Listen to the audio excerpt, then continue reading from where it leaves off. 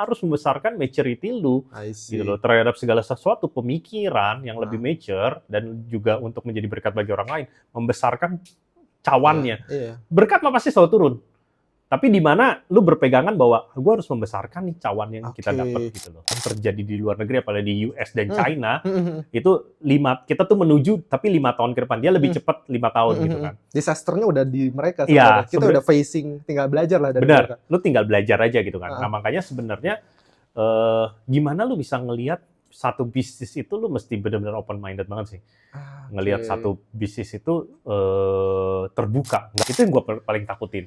I see. Even ya, misalnya contoh gini lah, boy. Kita cowok pasti pernah bandel. Ya, sepakat. Pasti. Apalagi begitu udah mulai dewasa, Remaja, kita ngelihat dewasa. porno, ngelihat apa.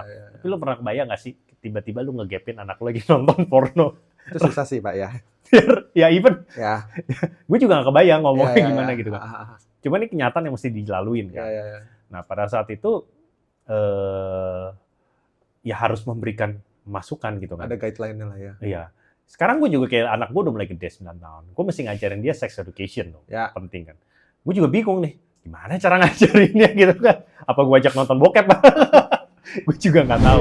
Gue, welcome to Pikiran Si Boy in another episode. Hari ini kita kedatangan Ko William. Halo. Halo. Buat orang Tangerang harusnya udah pada kenal. Ko William owner dari Akur Group, betul nggak? Bener ya. Dia adalah tetangga toko gua yang menurut gua sih benchmark gua kecil tuh kalau bokap gua bilang tuh kayak keluarganya Ko William. Thank you. Karena segitu luar biasanya dari struggle dari nothing kali ya bokap ya. Iya, benar. Sampai something ya, bukan something lagi. Sekarang kalau biar orang kebayang berapa banyak sih karyawan lu? Sekarang kita punya 2 cabang ya di Jakarta, di Tangerang sama di Bandung. Totalnya sih sekitar 120. 120 orang karyawan, satu orang punya 3 keluarga. Akur Group kurang lebih udah jadi bisa 2 RW kali itu ya. Ya bisa. Gitulah. Boleh cerita nggak kok kalau misalnya kan obrolan sekarang nih, lu hitungannya adalah orang yang melanjutkan legacy dari bokap lu. Oke. But it still works on you. Lu masih bisa, hitungannya bokap lu juga terakhir untuk ninggalin ini. Lu nggak sebesar sekarang harusnya yang gue tahu. Ya. Belum. Iya. Tapi kan untuk beberapa orang, the legacy atau the privilege itu bisa laying down. Nah, tapi di lu tuh bisa multiplying hitungannya, bisa berkali lipat, tanda kutip. Ya, jadi ya gue bilang ya, gue second generation gitu kan untuk terusin bisnis dari Bonyok. Gue lebih berpikir gini sih, pada saat itu gue pernah mencoba untuk ngebikin satu bisnis sendiri gitu kan. Ada momen itu? Ada. Fasenya ada? Ada. Oh. Dan ketika itu gue dari konsep lu punya privilege, lu dari anak muda, lu ngerasa lu nggak bakal pernah gagal dalam satu peran. Gue pinter, apa yang gue kerjakan pasti berhasil. The ego of pada saat itu. Jadi ketika gue jalan, akhirnya gue struggling, kena berbagai masalah gitu ya. Gue ngelihat kayak, wah, kalau gue nggak lahir di keluarga gini, kayaknya gue juga nothing gitu loh. Sampai satu titik gue berpikir bahwa, oke, gue dikasih pilihan untuk nerusin, dan kebetulan bokap gue meninggal di 2017 kan. Terus nyokap gue yang tadi workaholic, dia bilang katanya, lu mau nerusin bisnis, atau gue tutup aja gitu kan. Oh, ada pilihan itu? Ada option. Karena 2016 tuh gue ada bikin satu brand di produk bayi, Mère et Moi, spesialis di gendongan bayi. Dan itu nge-booming produknya. I see. Pas lagi nge-booming itu, yang jalanin kan istri gue. Di satu sisi, gue 2017 itu bokap meninggal, gue mau jalanin di elektronik bisnis, atau gue mau balik ke fashion yang di baby aja gitu kan. Tapi gue berpikir bahwa ini legacy dari bokap nyokap kan, yang dijalanin gue dari kecil. Lu tahu keluarga Cindo, ya kecil ke toko, liburan ke toko, lu gimana? Makan di toko, berak di toko gitu. Jadi gue ngerasa kayak ini legacy bukan cuma mikirin cuan, tapi lebih ke tanggung jawab. Tapi kan harusnya kayak gitu-gitu, literasinya dari mana untuk punya pikiran kayak gitu? Atau pulang ke rumah aja ngobrol sama orang tua? Atau ini kan kita ngobrol ketika lu mengambil keputusannya ya. Iya. Tapi ketika sekarang dengan semua literasi di luar sana, dulu zamannya kita tanda kutip mungkin kita juga nggak beda berapa tahun, di mana insight dari orang juga nggak ada, nggak se ekstrim sekarang ya. How to you to choose your own decision gitu? Simple aja sih. Udah ada satu yang udah ada modal. Oke. Udah ada capital. Satu lu start from nothing. Lu mau orang yang memanfaatkan atau lu ya udah mau start dari itu. Jadi gua nggak maksudnya gini loh, lu perlu jadi satu orang idealis gitu kan, tapi lu mesti tahu the fact bahwa ngebikin segala sesuatu itu it's not that easy as it looks gitu loh. Jadi gua akan memanfaatkan apa yang sudah ada dan gua kembangin. Realistis, gua akan realistis ya, maksudnya gua waktu itu udah punya anak juga. I see. Jadi ketika lu berkeluarga, lu akan kepikiran uang sekolah mahal. Ya, uang pangkal mahal. Ya. Jadi lu nggak bisa menunjukkan ego lu untuk diri sendiri gitu loh. Jadi karena ada tanggungan. Bener. Jadi gue lebih berpikir ke keluarga gimana caranya gue memanfaatkan yang sudah ada dan gue mendouble scale of bisnisnya gitu loh. I see. Jadi apa yang udah ada gue manfaatkan untuk merubah supaya jadi lebih baik sih. Oke. Itu. Kenyataan yang menarik adalah dua-duanya jalan. Iya. Dan dua-duanya growing well. Iya. Dimana pada saat itu kan sebenarnya dua jalan yang berbeda nih.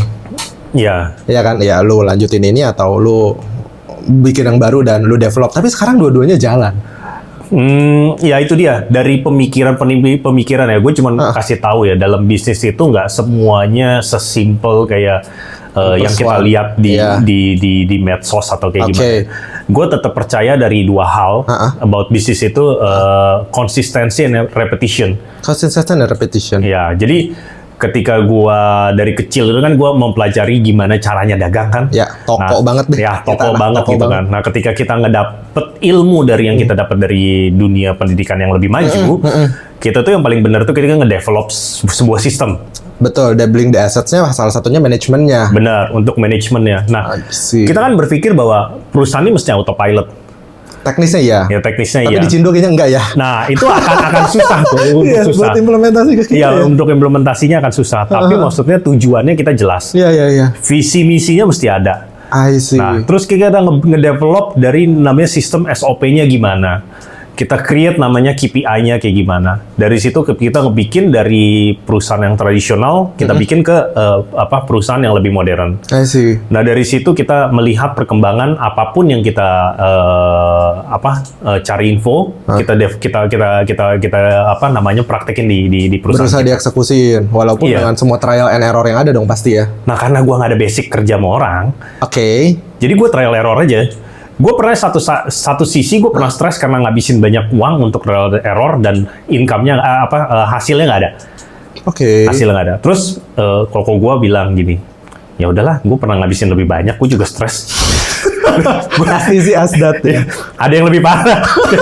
Jadi gue nggak usah stres itu. Nggak usah stresin. Ada yang lebih parah. Jadi gue tetap pikir, ya gue nggak ada pengalaman gitu loh, nggak ada pengalaman dan gue ini siapa sih gitu kan. Jadi gue men-trial error ya sampai satu titik, maksudnya gini, apa yang lu mulai dengan baik, apa yang lu mulai dengan niatan baik, motivasinya baik, motivasinya baik, gue rasa akan ada jalan keluar. Walaupun nggak langsung ya? Ya, nggak langsung. Tapi gue percaya setiap problem itu ada solution.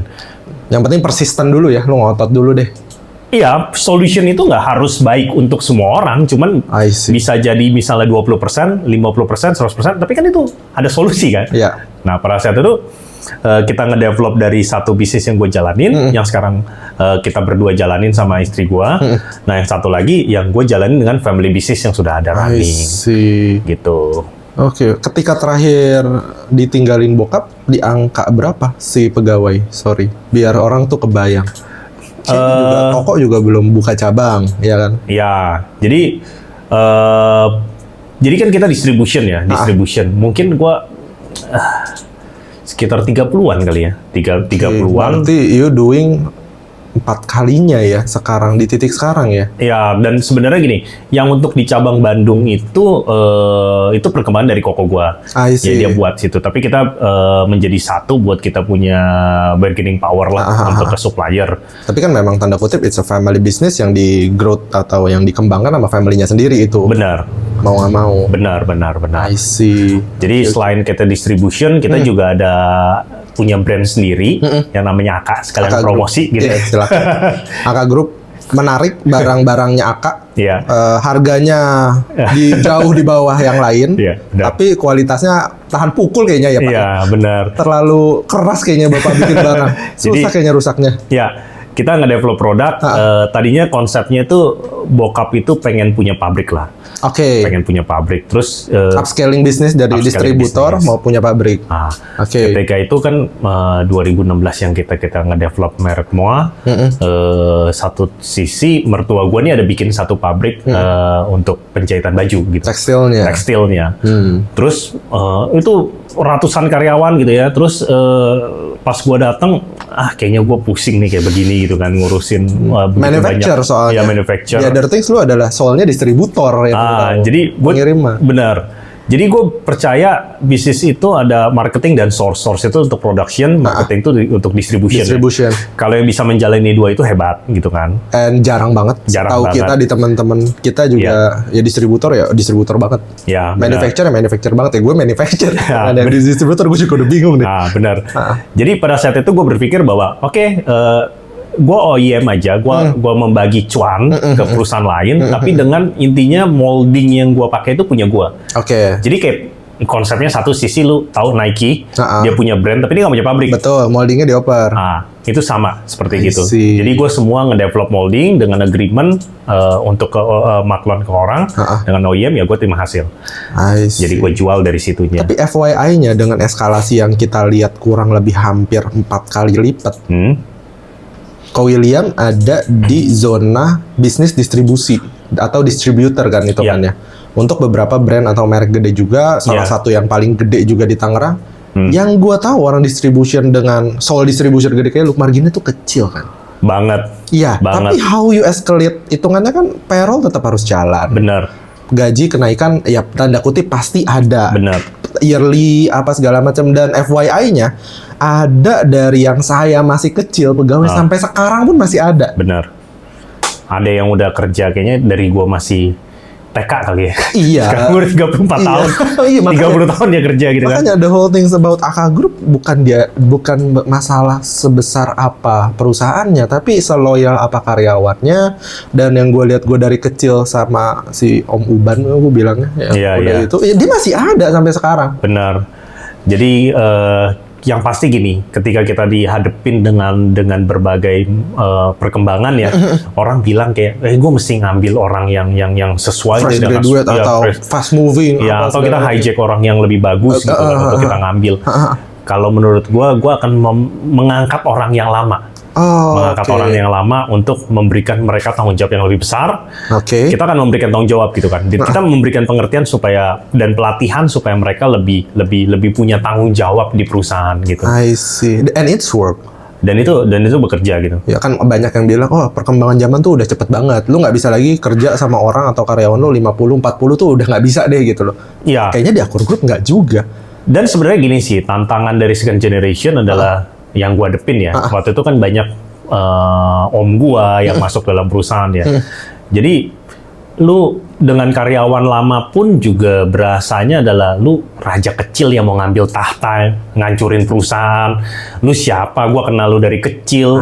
Lu punya pikiran gimana? Stigmanya nempelnya begitu. Stigmanya nempelnya gitu. Jadi lu kayak seorang yang lu tuh nggak becus. Gua tahu lu dari kecil gitu kan. Padahal dia desk jobnya ada. Iya. Tapi dia nggak ngerti makronya juga. Tapi karena stigmanya nempel begitu, ya mau nggak mau. Benar. Salah. Benar. Jadi kita harus tetap menghormati mereka yang sudah berjuang lama di perusahaan gitu kan. Tapi itu jangan mempengaruhi ke kita juga gitu loh, untuk tetap menjalani visi misi kita ke depannya seperti apa. Jadi pada saat itu gue akan melibatkan mereka sebagai penasehat. Penasehat. Dan menurut gue satu bisnis ketika lo bikin itu lo mesti bikin namanya konflik terkontrol. Kalau di tempat gue bilangnya manajemen konflik. Konflik terkontrol. Ya, gitu. jadi biarin aja mereka konflik dengan kita mengambil satu situasi dari mereka, kita akan mendengarkan gitu kan. Tapi satu yang gue kerjakan gitu ya, ketika gue ketemu satu masalah, gue akan panggil orangnya untuk berdiskusi. Terlebih untuk yang karyawan lama. Jadi gue semua lewat satu pintu. Misalnya ketika gue naikin ke manajer, gue akan ngomong sama dia dan gue kasih tanggung jawab dia untuk ngeberesin masalah tentang karyawannya. Jadi yang gue rasa di mata pekerjaan ya, semua kan pasti orang ngeluh masalah tentang apapun pekerjaannya gitu kan. Jadi gue bilang ke mereka yang gue percaya bahwa mereka harus ngebikin satu grup komunikasi untuk karyawan. Terserah deh grup itu untuk apa gitu kan. Yeah. Cuman penyampaiannya nggak usah formal. Apa yang gue mau sampaikan, lu harus create sendiri supaya informalnya dapet. Dan dari situ gue nggak terlalu kayak concern misalnya ke karyawan untuk perusahaan tuh gini-gini, biar dari tingkat satu pintu itu yang menjelaskan ke whole company gitu loh, masalah seperti itu. Berarti lu nggak pernah top to bottom ya untuk ngasih tahu entah itu driver atau apa? Setiap Senin gue briefing. Oh, the whole team gue briefing. The whole team gue briefing dan kita harus ngasih tahu juga apa yang dijalani dari perusahaan tuh sebenarnya kondisinya juga gimana supaya mereka juga harus ada rasa memiliki gitu kan. Dan kita harus setting KPI, kita harus setting beberapa bonus yang seperti apa ya supaya memotivasi mereka lah ya, memotivasi mereka untuk lebih baik gitu. I see. Gitu. Tapi kan hitungannya toko distribution atau distribution store itu dengan margin yang kecil ditambah e-commerce yang meledak di Tokopedia kapan? 2019 kali ya? 2017. Tapi kan belum seramai itu. Ya. Sekarang lebih ekstrim lagi. Prinsipalnya masuk sekarang ke dalam, Pak. Benar. Jadi gini, tantangan yang sekarang itu jujur jauh lebih berat. Karena dengan high cost, tapi margin itu lebih mepet. Jadi di industri gue itu orang bilang industri yang nggak mau dimasukin sama orang. Karena nggak seksi lah gitu loh. Bener-bener. Barangnya besar-besar. Gini, high risk, low return. Di mana hukum ekonomi low risk, high return. Iya, kalau di gua ini inverter. Iya. Jadi memang basicnya pemainnya jadi tambah sedikit gitu kan. Tapi gimana lu memanfaatkannya aja gitu loh. Maksud gua ada satu tips adalah lu harus membuat satu keuangan yang benar-benar membedakan antara lu punya kebutuhan personal dan juga company. Itu mesti dipisahkan. Dan masih ada beberapa perusahaan yang masih nyampurin preview-nya sama cash flow perusahaan ya? Oh iya, pasti. Apalagi misalnya sekarang dari online ya, ketika mereka nge-booming dari online, terus tiba-tiba sales-nya mereka growth, mereka tiba-tiba dapat duit nih, mereka langsung beli rumah, DP rumah atau apa. Akhirnya ketika misalnya payment-nya itu utangnya dia harus bayar, cash flow-nya keganggu. Nah itu yang bikin masalah gitu loh. Makanya gue bilang repetition and konsistensi. Lu dari kecil ambil aja dikit, kumpulin sampai satu titik lu punya akuntansi jelas. Dari lu bisa ngedevelop scale bisnisnya pelan-pelan, tapi lu pasti.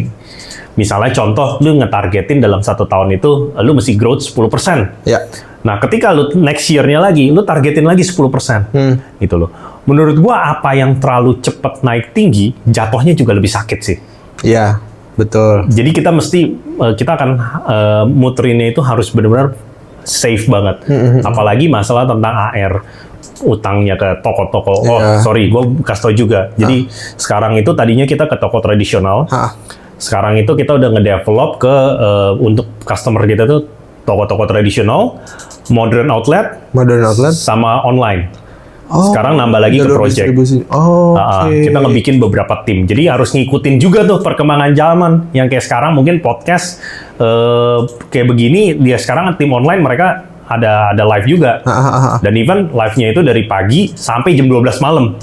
Jangan-jangan itu pun bisa nge-beat penjualan retail ya, karena kitanya juga online sendiri gitu loh. Iya. Mau nggak mau ya. Bener, tapi online-nya itu kita masih ada etika bisnis bahwa di mana online yang kita buat itu sebenarnya untuk membuat satu awareness dan set retail price-nya lebih bagus. I see. Jadi kita punya brand, kita harus create dia harga SRP, set retail price-nya itu agak tinggi supaya mereka ngelihat ada gap margin yang main.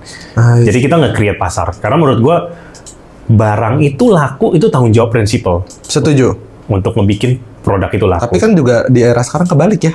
Prinsipalnya ngebunuh distributor kadang-kadang, Pak. Bener. Prinsipal sekarang ini lebih banyak. Jadi sebenarnya gini, kalau yang gue percaya apa yang terjadi di luar negeri, apalagi di US dan China, itu kita tuh menuju, tapi 5 tahun ke depan dia lebih cepat 5 tahun gitu kan. Disasternya udah di mereka. Kita udah facing, tinggal belajar lah dari mereka. Lu tinggal belajar aja gitu kan. Nah makanya sebenarnya gimana lu bisa ngelihat satu bisnis itu lu mesti benar-benar open minded banget sih.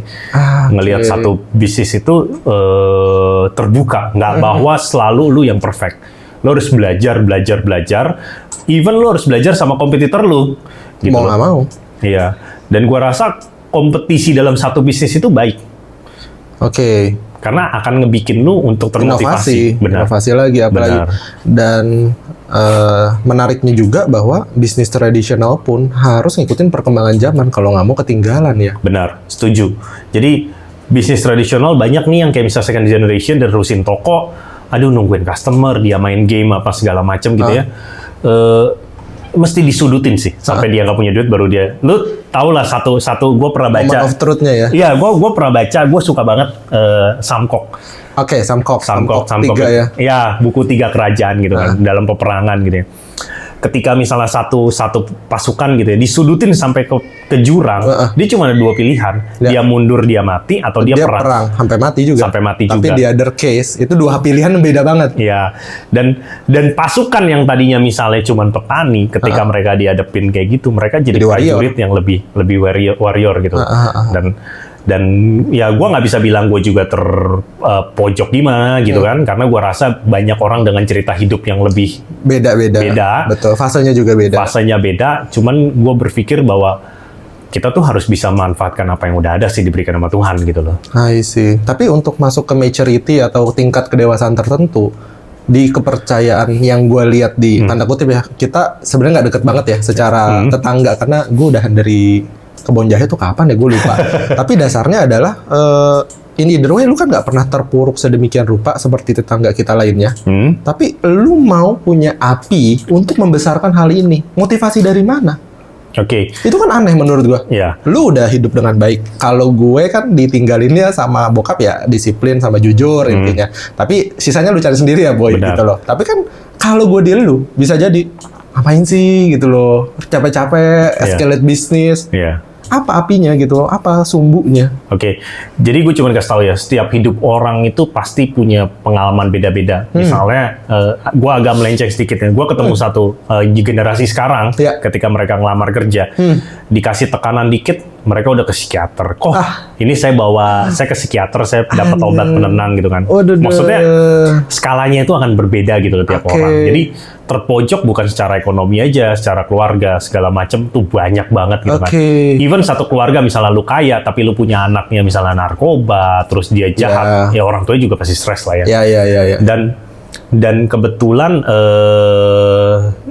di sini tuh semua orang nggak pernah tahu dan selalu berpikir bahwa rumput tetangga itu lebih enak. Selalu. Ya. Benar. Tapi kalau kata bokap gue zaman dulu, boy lu beli truk kayak biar kayak aku. Lu beli truk lah, gue bisa deh 3 tahun lagi gitu. Lu mau jual apa? Kata gue kan yang dijual kan soul bisnisnya, trustnya, terus ya banyak lah. Maksudnya bukan karena produknya kadang-kadang orang beli. Benar. Jadi nggak seindah yang dilihat sih. Tapi pada saat itu gue juga keluarga ngalamin struggling di mana kita juga harus melihat bahwa kita nih nggak bisa nutup perusahaan, banyak bertanggung jawabnya. Bokap gue sakit lama banget boy. Dari 2007 sampai 2017 itu benar-benar struggling tuh. Tapi masih ke toko kan Pak?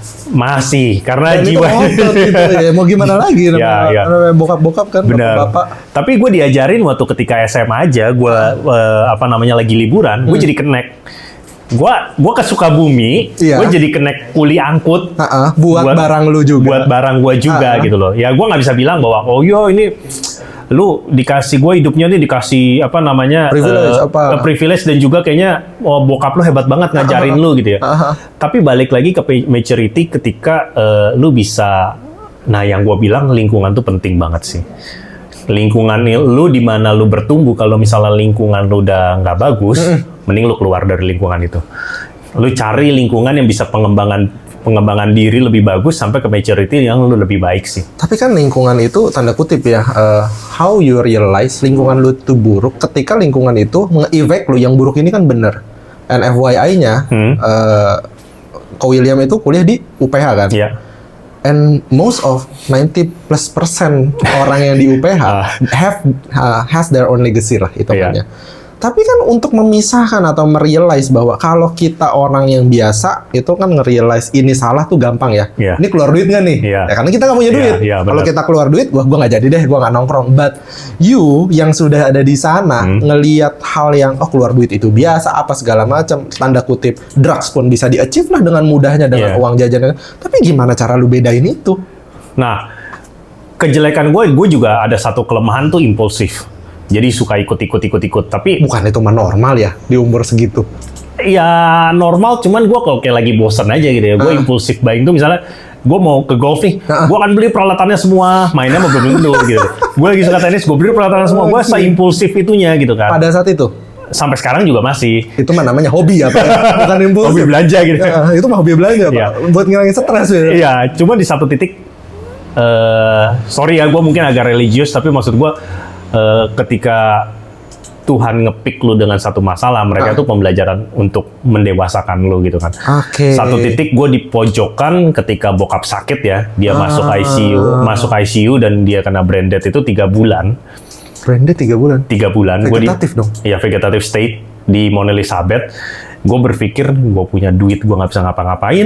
You can buy the soul, nggak bisa. Nggak bisa. Jadi pada saat itu juga jadi banyak banget hal yang terjadi pada saat itu, dalam bisnisnya juga kena masalah, bokap juga kena masalah, anakmu juga masuk rumah sakit.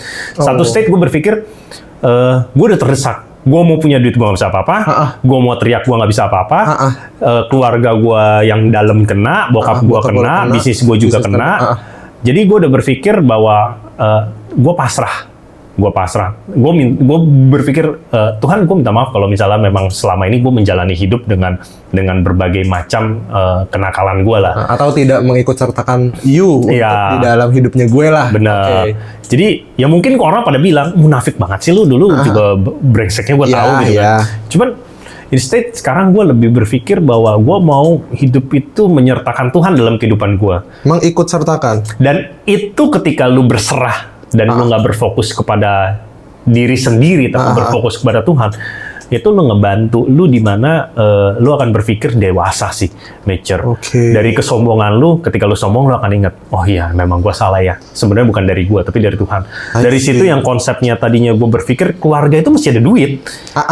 Ternyata ketika ada duit pun nggak nyelesain masalah. Ternyata nggak ada duit pun nggak ada masalah, nggak bisa nyelesain masalah gitu loh. Disasternya tetap datang gitu loh. Jadi dulu konsepnya kita selalu pikir, wah kita harus cari duit sebanyak-banyaknya nih. Bener, di gue juga apalagi kan. Generasi satu gue, di bokap gue nggak escalate segitunya, tapi gue lu harus punya duit. Kita tuh di keluarga kecil banyak masalah karena ini kebetulan nggak ada duit. Kalau ada duit mungkin akan jauh lebih baik. Oke Pak gitu loh. Tapi ternyata duit itu nggak nyelesain masalah ketika disaster juga datang. Benar.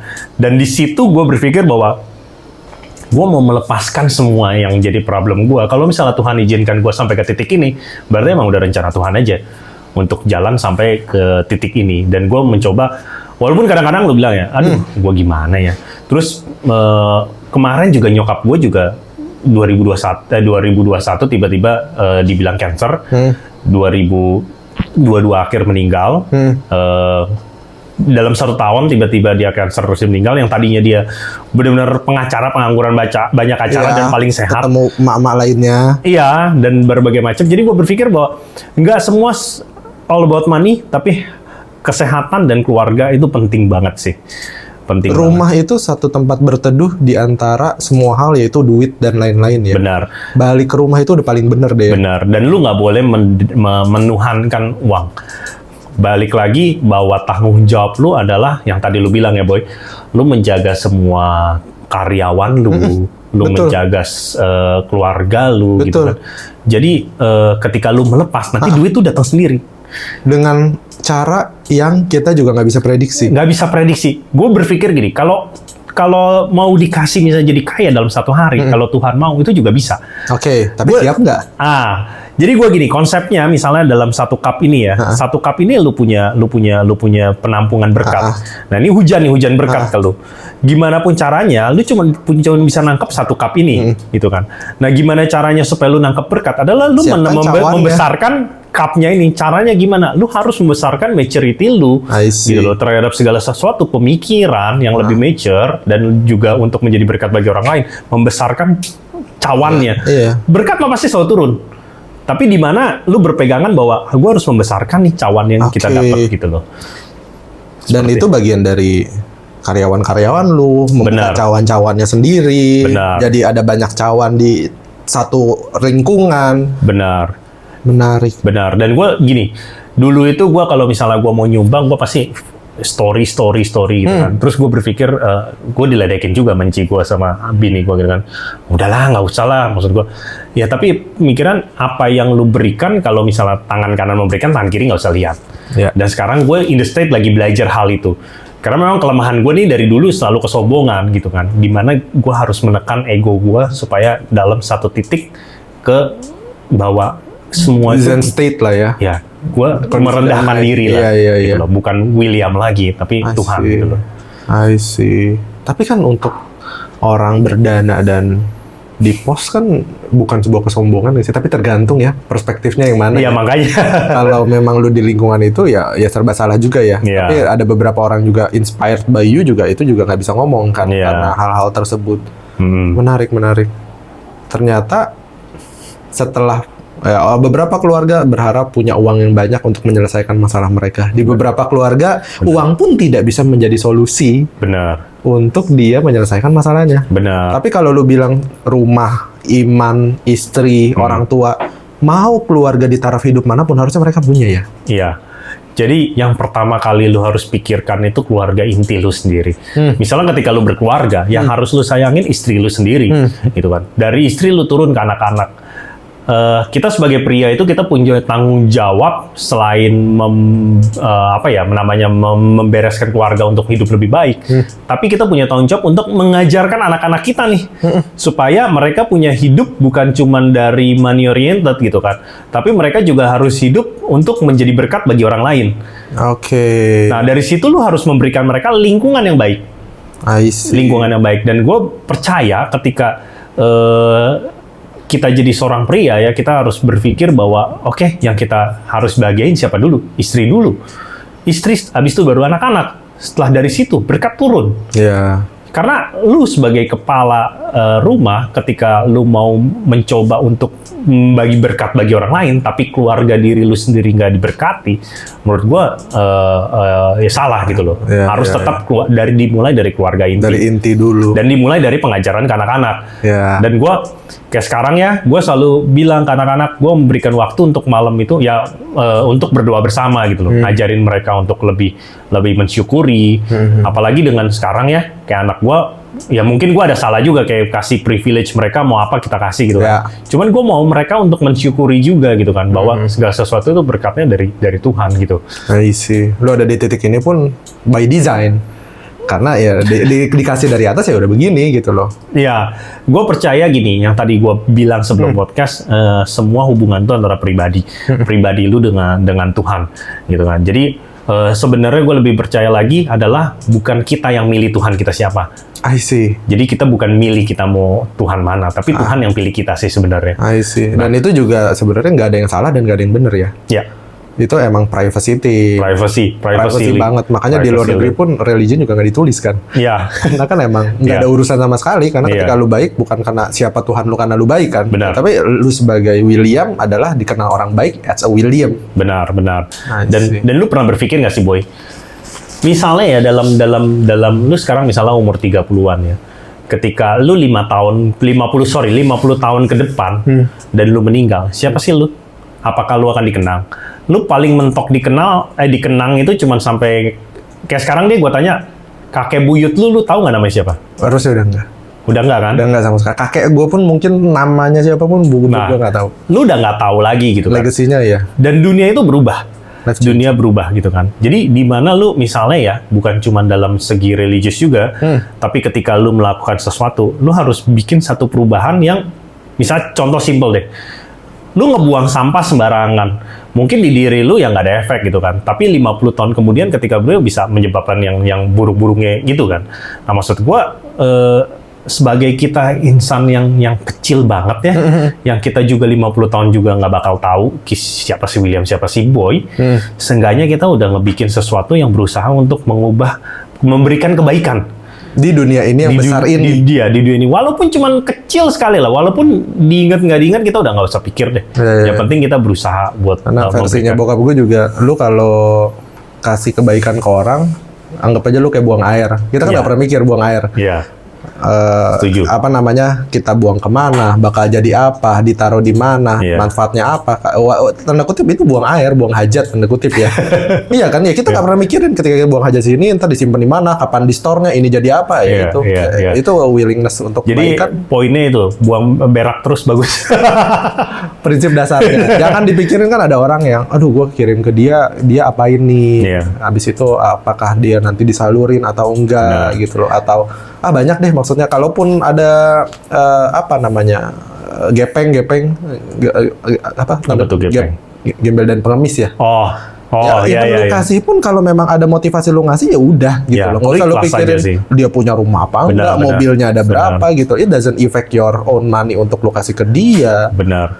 Serba salah. Benar. Dan gue gini, gue merasa juga setiap tahun, setiap decade ya, dalam kita hidup di sini, mungkin kita ngerasa bahwa godaan untuk jadi masalah lingkungan yang baik itu akan ada banyak masing-masing lah. Cuman sekarang ini dunia ini lebih menyeramkan sih menurut gue.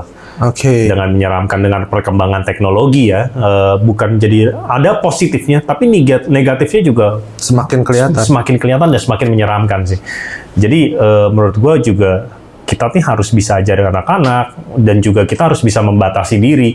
Dimana kalau lingkungan lu memang nggak baik, misalnya contoh lu, lah kita ngomong realistis ya. Ketika lu punya uang, teman-teman datang. Ya, ketika lu nggak punya uang, teman-teman pergi. Ketika teman-teman datang, lu harus bisa bedain nih, yang mana yang baik, yang mana yang bisa membawa lu keluarga baik, yang mana yang nggak bisa. Kalau memang dia nggak bisa membawa, gue bilang pergi aja. Kita nggak perlu drama dalam hidup kita kan. Udah capek juga. Urusan bisnis ribet banget. Kita nyari duit untuk the whole, ya tanda kutip lu 100 something orang. Lu bertanggung jawab terhadap payroll-nya, THR juga bakal keluar apa segala macam. Itu udah exhausted juga. Kita pulang ke rumah berusaha bahagia untuk nge-recharge kita punya happiness lagi segala macam. Lu tambahin temen lu yang kurang kerjaan atau apa. Udah nggak perlu. Jadi menurut gua tetap ya udah, kita ambil teman-teman yang bisa baik, bukannya kita milih-milih teman ya, bukan berarti dia juga misalnya si kaya atau si miskin, tapi menurut gue lebih apa yang bisa tersortir kali ya, mensortir. Jadi lingkungan lo tuh lingkungan yang benar-benar bisa nge-backup lo, yang benar-benar bikin lu sukses. Kalau kita menjerumuskan ya. Benar, kita zaman dulu kuliah ya, kita misalnya ketemu temen ya, kita gosipin, pas ketemu dia, gini-gini kan, bullshit banget gitu loh maksud gua. Tapi emang ada fasenya juga. It's okay kalau lu masih kuliah lah ya. Buat yang nonton itu oke juga. Emang fase lu deh, lu happy deh. Fasenya kayak begitu. Cuman ya sekarang lu harus berpikir bahwa harus lebih dewasa sih ya, melihat gimana perkembangan lu, lingkungan lu yang sehatnya seperti apa. Karena kalau zaman dulu kan kata orang, dunia tuh bergerak lambat. Atau kita tuh selalu dibilang di generasi orang yang lahir 85 ke atas sampai 2004 atau 98 lah. Lu lihat dong apa yang bisa dikerjain ke depannya, jauh lebih cepat dari orang lain kan akan lebih baik. Ternyata di 2023 dunia tuh cepet banget. Secepat itu dunia. Benar. Dan jangan-jangan apakah kita bisa jadi jauh lebih lambat, jadi lebih safety buat kita, nggak kayak dulu gitu loh orang. Ini kan kita nggak ada yang tahu. Cepet banget Pak dunia Pak. TikTok dengan gilanya segitunya. Maksudnya orang dulu, lu aja masih di titik ini ngerasa impulsif lu adalah sebuah kesalahan. But the world design the impulsive buying is a trend. Dan sekarang viral laku produk. Tanpa ada efek, atau bukan nggak ada efek sama sekali, tapi kan impulsifnya ini jadi by design gitu loh. Benar. Dimana beberapa orang tertentu impulsif ini, aduh gue impulsif deh. Kita menyesali, tapi kita menikmati juga. Iya. Tapi anak sekarang nggak merasa itu impulsif, Iya. tapi merasa itu juga benar. Nggak ada salahnya juga. Emang kenapa? Begitu-gitu aja. Ya, misalnya contoh hal kecil ya, lu mau makan, lu mau cari, lu cek, lu tinggal Gading Serpong, lu buka Instagram, Gading Serpong update. Oh, ada restoran baru nih, lu cari-cari, lu ngelihat dia makan, lu belum tentu enak, tapi lu nyari dulu, lu makan, lu cari, semua ngelihatnya dari medsos. Dan itu mungkin marketing yang baik gitu kan. Tapi kebayang nggak sih ketika kita makin tua kan pasti prosesor kita makin melambat ya. Makin melambat, informasi semakin sedikit. Iya. Bapak ini pun sampai udah malas ngeliat gadget apa, udah yang penting gue pakai apa. Nah, mesti ada yang tiba-tiba dia terfilter. Kayak, iya, dia punya restoran gitu kan. Kalau dia hoki tiba-tiba dapat influencer dan di boomingin gitu kan. Betul. Tapi kan di situ kan ada satu bisnis yang dibangun. Ketika lu nge-posting lu ada harus bayar juga. Ya. Nah, makanya ini tuh satu lingkungan yang zaman yang lu bisa di mana lu bisa sukses, tapi lu jatuh pun lu bisa benar-benar jatuh. Apalagi ya ketika gua ngelihat gua meeting sama berbagai prinsipal, terus gua ngelihat bahwa perkembangan online, kita ngelihat dari marketplace, apalagi pas yang lagi TikTok booming, itu nyata banget. Penjualan yang ribuan itu nyata banget. Satu titik 2023 itu kita gini, satu toko retail itu paling banyak jualan rice cooker berapa sih sebulan gitu kan? Puluhan mungkin ya? Iya. Ratusan. Paling banyak juga ratusan gitu. Ratusan. Nah, satu titik ketika dia kena dapet tanggal kembar di 88 sebulan sebelum TikTok ditutup, ketika misalnya si influencer ini, artis-artis sudah jadi influencer jualin barang dan bekerja sama dengan itu, dapat commission juga. Dapat commission.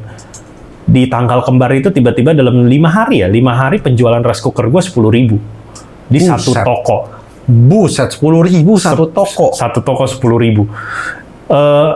Sedemikiannya gitu loh, semasif itu, gue sampai kayak, hah bener ya?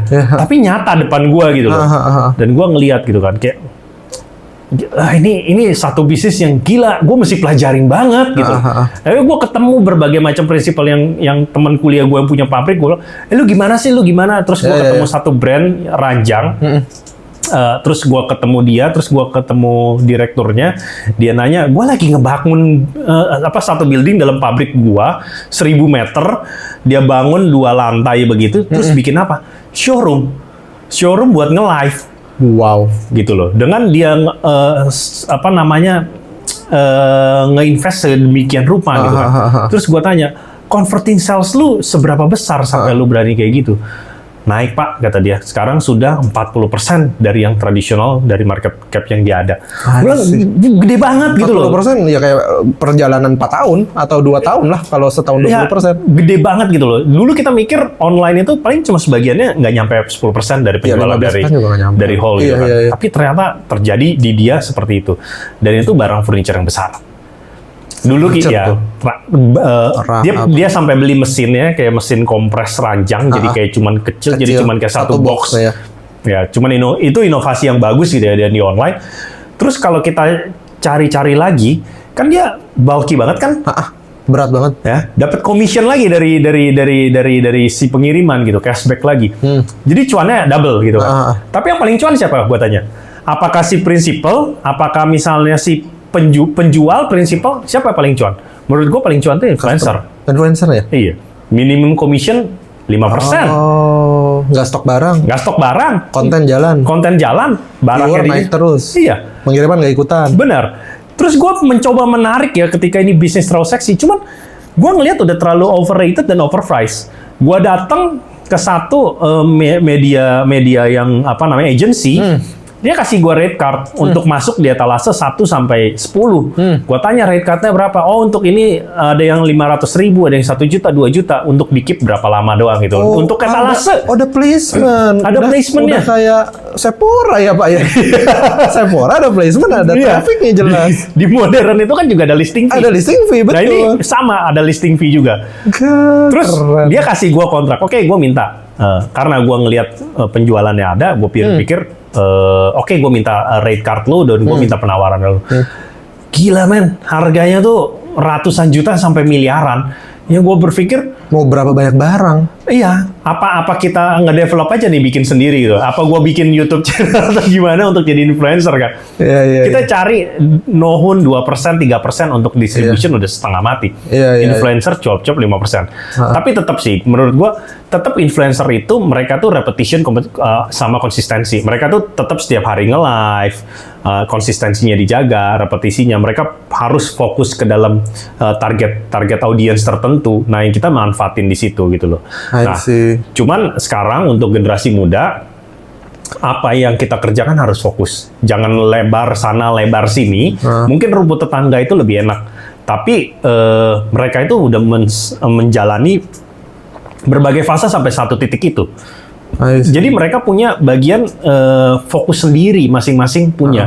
Jadi gue rasa tetap pada saat itu gue ngeliat dari rate card-nya segala macam, gue tetap menjalani. Akhirnya gue mencoba, kok gue gagal ya gitu kan. Tapi ya kita terus coba. Trial and error terus. Ya trial dan error ya harus dijalanin terus masalah seperti itu gitu loh. Seperti itu. I see. Gokil. Pengen ya boy ya 10% loh. Menarik. Udah dapat rate card, lu dapat commission juga. Ya, tapi kan secara sustainability itu kan diukur sama waktu lagi ya. Karena kan si influencer ini kan ada 2 tahun terakhir nggak sih? TikTok nyala gede. Nah, kayak misalnya contoh nih, sorry gue potong. Pas begitu trennya ada, TikTok ditutup. Ya, dengan semua keluh kesahnya. Ya, akhirnya dibuka lagi. Ya. Nah, itu maksud gue, bisnisnya seksi banget gitu kan. Tapi tiba-tiba, jebret hilang. Ya. Apa lu nggak stres ketika lu udah ngebikin segala macam investasi yang kameranya mahal segala macam gitu kan, tiba-tiba ditutup gitu kan. Nah, tinggal pemikiran lu mau ke arah mana aja sih untuk menanggapi hal tersebut, dan lu langsung ada yang pindah ke Shopee, ada yang pindah apa, cuman gimana caranya lu hands on masalahnya itu. Iya. Dan tingkat maturity orang juga beda-beda ya. Tapi yang jadi masalah kalau semua orang atau anak muda generasi 2000-an merasa kerja keras hujan-hujanan tuh udah nggak seksi lagi, ini yang repot nih. Bah, itu jadi pemikiran yang kayak sekarang ya, gue cari tim sales untuk lapangan. Kita panggil 5 orang, nggak ada yang datang, gitu loh. Nggak ada yang datang. Orang bilang ya, kayak gue tanya manajer gue, kan sekarang cari kerjaan susah ya? Susah itu, betul. Ya kan? Betul. Tapi kok gue cari karyawan susah banget gitu. Gue ada beberapa kali gitu ya, ambil karyawan negosiasi gitu kan. Ya. Begitu mereka jalanin, nggak tahan. Terus akhirnya sesusah itu untuk mencari yang benar-benar harus niat kerja. Karena mereka ngelihat segala sesuatu dari medsos tuh enaknya aja. Mudah. Jadi suffer tuh rasanya masalah gitu loh. Iya. Lu tanya sekarang misalnya kayak, lu anak kecil, lu udah gede mau jadi apa? Salah satunya pasti yang jawab, influencer, YouTuber. Gitu kan. Dapat duitnya gampang. Padahal aslinya kenyataan tidak seindah itu, Ferguson. Gitu loh. Iya. Serba salah juga sih memang. Karena dunianya ya gini loh, dulu versinya mungkin fasenya nggak tahu ada apa nggak di lu ya, FYI, bisa interrupt aja. Di kita kan kalau zamannya dulu gue nyari duit, gue ngajar ya, ngajar private lah. Dari jam 8 sampai jam 1 gue kuliah. Dari jam 2 gue mulai sampai jam setengah 4 sesi 1, jam 4 sampai jam setengah 6, jam 6 gue berangkat ngajar privat lagi jam 7, jam 7 beres setengah 9 sesi 2 sampai jam 10, baru gue pulang tuh ke rumah. Segitunya gitu loh kita. Tapi orang sekarang merasa itu kerja keras, bukan kerja cerdas. Ada hal-hal kayak gitu, karena ada beberapa influencer pun speak up bahwa jangan lakukan hal ini jika kamu belum menyentuh umur 25 tahun. Cara mencapai 100 juta adalah, tapi kan metode orang beda-beda ya. Fase orang masing-masing, tapi dengan banyaknya disrupsi atau banyaknya literasi kali ya, orang jadi sok pinter gitu loh. Padahal dia belum ngelakuin kerja kerasnya. Even pun sudah. Ya itu yang kata lu, mereka merasa mental illness. Dibuanglah uang-uang gaji yang tanda kutip di bawah 6 juta, 7 juta ke konser lah, ke ini, ke itu. Even lu pun yang punya 120 karyawan, nggak ke konser untuk ngasih mental illness lu untuk healing gitu. Ya kan part of kayak, versinya gue ya, bodybuilder itu illness loh. Maksudnya itu inflamasi loh. Dia segitu painnya untuk ngebentuk badan, untuk menciptakan otot. But the other things, orang-orang yang mau cari duit, bilang mental illness adalah sebuah kesalahan. Kita suffer itu salah, padahal kan lu dilatih untuk apa ya, sustain atau bertahan dari pain yang ada gitu loh.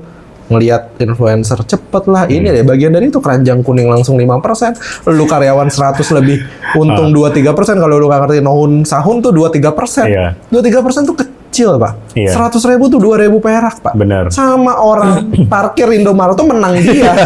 Kita ambil cash 500.000, kita kasih naik mobil goceng, Pak. 1%, Pak, itu tukang parkir Indomaret. Kalau ada satu ATM BCA, kalau BCA, BNI, BRI, Mandiri, omsetnya gedean nih ya secara presentase hitungannya.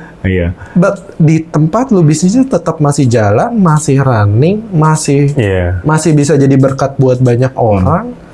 Dan ya ngelawan arus market sih yang semodern ini apa segala macam. Kita harus bisa manfaatin situasi sih. Terus juga kalau misalnya orang bilang harus bekerja sesuai dengan kemauan dia, terus kita nggak boleh terperangkap dengan yang tadi lu bilang kesusahannya segala macam. Kalau gue berkonsepnya adalah kita itu manusia, kita harus punya tanggung jawab. Nah, kita harus punya tanggung jawab. Pekerjaan yang kita nggak suka, terus kita nggak kerjain, juga menurut gue lari dari tanggung jawab. Iya. Jadi ketika lu misalnya ada satu, ya sekarang beginilah. Memang pria itu akan lebih senang untuk ngomongin kerjaan karena pride-nya mereka. Pride-nya mereka, betul.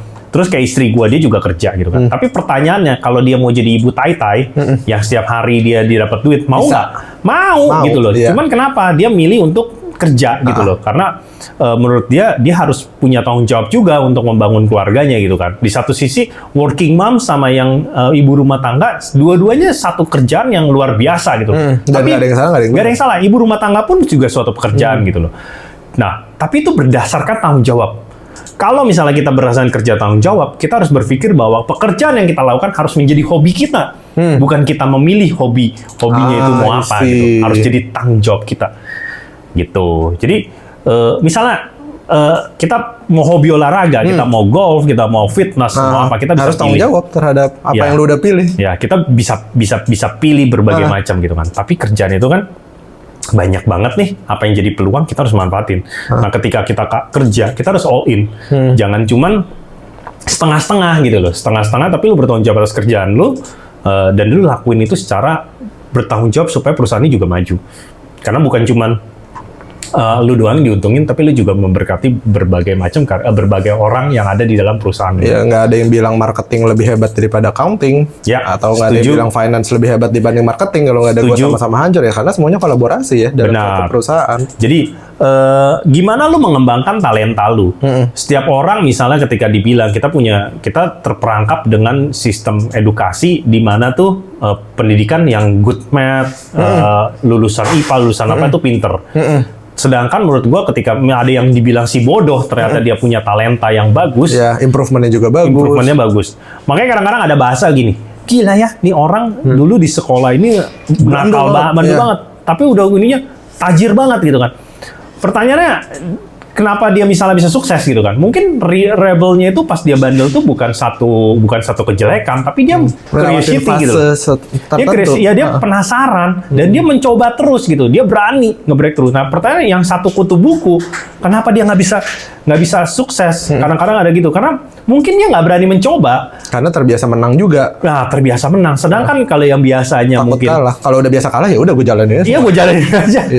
Gue jalanin aja untuk jalan ke satu titik itu gitu. I see. Jadi tetaplah kita masih muda. Ayo kita jangan takut untuk mencoba, jangan pernah takut untuk gagal. Tapi kita nggak jalani sesuatu itu kalau apapun yang dimulai dengan baik, motivasinya baik. Ya demi urusan rumah, demi urusan keluarga, orang tua, anak. Ya jangan. Tapi gue juga bilang ya, jangan juga kayak sekarang nih, lu buka satu bisnis, lu buka judi slot. Waduh, bahaya. Ditawarin ya Bapak franchise. Itu franchise loh Pak. Iya. Ditawarin. Dan gue nggak suka judi. Jujur gue nggak suka judi. Apapun yang berbagai macam judi itu gue nggak tertarik ya untuk masalah kayak gitu sih. Buat orang yang punya privilege atau punya equity ya untuk melakukan banyak hal, kok nggak nyebrang-nyebrang banget Pak? Kenapa Pak? Kan banyak di lingkungan kita, tanda kutip di Kebon Jahe ya. Maksudnya nyebrangnya jauh banget gitu loh. Oke. Kenapa nggak doing something kayak gitu buat beberapa teman-teman mungkin yang nonton di luar sana, dia punya privilege, uang ada, tabungan ada. Maksudnya, lu juga nggak dituntut untuk nyari uang kan? Lu di afford itu sebagai fasilitas dari orang tua lu. Tapi kenapa lu nggak melenceng gitu loh? Melenceng pasti pernah. Tapi nggak jauh banget. Melenceng pasti pernah. Cuman balik lagi, gue punya ngelihat efek dari yang jelek-jeleknya itu. Apalagi ketika kita sayang sama orang tua ya, kita nggak mau nyakitin orang yang kita sayang. Kita tuh akan ngejaga banget untuk masalah seperti itu. Maksudnya gini, kita kehidupan itu bukan cuman tanggung jawab terhadap diri sendiri yang tadi gue tekankan, ke keluarga juga tanggung jawab. Ketika lu misalnya lu do drugs, keluarga terimpactnya juga bonyok lu gitu. Dan gue sayang banget sama orang tua gue nggak mau hal itu terjadi gitu. Apa yang dikasih sama bokap lu sampai lu segitu sayangnya sama orang tua lu? Karena ada beberapa orang yang merasa, bokap gue, tanda kutip ya, some of, bukan semua, yang merasa bokap gue mah nggak punya waktu, bokap, jadi malah bentuknya dendam, bentuknya kesel, bentuknya amarah. Gue mendingan jadi orang susah tapi kumpul sama orang tua gue. Sekarang bokap gue nggak ada di sini, gini.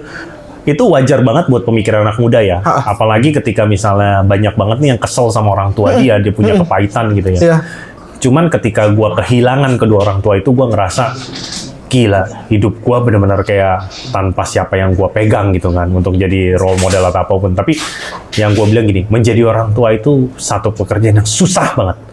Nggak ada teorinya? Nggak ada teorinya. Lu jadi direktur, lu mau jadi apa, lu belum tentu sukses jadi kepala rumah tangga. I see. Jadi ketika lu jalanin, lu akan ngerasa gila ya, jadi orang tua tuh berat banget untuk bisa ngedidik anak lu. Even buat lu seorang William yang mimpin 100 something orang buat ngedidik anak-anak lu, 3 ya anak lu ya? Ya, anak gua 3. Ngedidik anak lu, punya istri dan segala macam itu tetap susah ya? Susah banget. Gua ngelihat orang tua gua ini juga, orang tua gue ini kebetulan juga sayang sama orang tuanya. Jadi gue sempat di satu fase gue pernah ngerawat emak gue juga.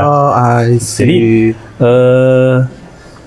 satu hal ya, gue kemarin gue baru ngomong ke gue. Salah satu berkat juga adalah orang tua tuh wakil Tuhan di dunia gitu. Ketika lu ngerawat orang tua lu dengan baik, lu termasuk amal ibadah lu juga. Lu mendekatkan diri dengan berkat paling dekat, yaitu Tuhan lu ya, itu orang tua lu juga. Benar. Gue punya satu cerita waktu 2017 pas bokap gue masuk ICU gitu kan. Gue satu sisi, gue bertiga bersaudara, engkau gue, enci gue, sama gue yang terakhir. Waktu itu biaya untuk rumah sakit itu di ICU di Singapura kan mahal banget per harinya gitu kan. Terus nyokap gue tanya, gimana ya? Terus akhirnya kita bertiga bilang begini, Mama, ini semua bisnis dari Mama yang Mama mau kerjain. Kalaupun kita harus lepas semuanya untuk pengobatan Papa, kita siap. Mama bilang mau terjun ke jurang pun kita akan terjun. Kita akan ngikutin keputusan Mama. Even kita harus bleeding, harus apa, kita akan ikutin. Karena menurut anak itu udah punya rezeki masing-masing. Jadi Mama jangan pikirin tentang Willy, jangan pikirin Diana, jangan pikirin Sugi. Pokoknya apapun yang Mama lakuin, kalau kita mau all in, kita all in. Nah dari situ lu memberikan motivasi ke nyokap lu, kekuatan lah bahwa anak gue juga support, ada untuk di support dari family. Karena gue percaya ya udah semua itu titipan. Jadi gue akan all in untuk orang tua gue gitu loh. Dan gue harap semua yang denger ini juga harus berpikir bahwa lu harus bisa bagian orang tua lu, itu yang number one. Ketika lu bisa bagian orang tua lu, jadi lu jangan mikir berkatnya semuanya dulu sebelum lu bisa bagian orang tua lu. Fundamentalnya itu. Iya. Jadi lu harus bagian orang tua lu. Kayak sekarang banyak banget nih yang orang udah kaya pun gitu ya, misalnya kayak yang udah kaya banget, ketika itu dia pasti nangis-nangis.